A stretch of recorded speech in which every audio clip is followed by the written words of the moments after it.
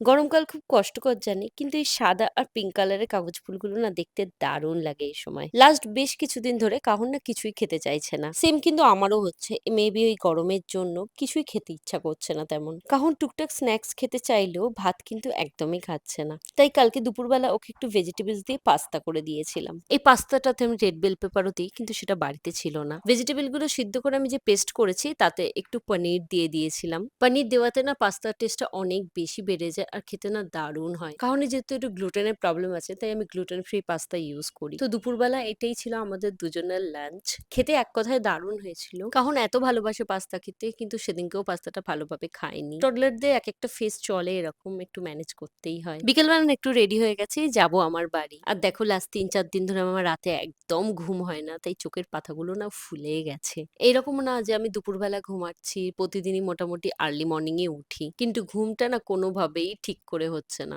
আর বাড়ি যাওয়া মানেই তো অনেক গল্প, মজা, হাসি। আর দুই ভাই মিলে বাড়ির দেওয়ালটাকে পুরো কালার পেন্সিল দিয়ে রং করে দিয়েছে। আর রং করে দাদা বলছে ভাই করেছে, ভাই বলছে দাদা।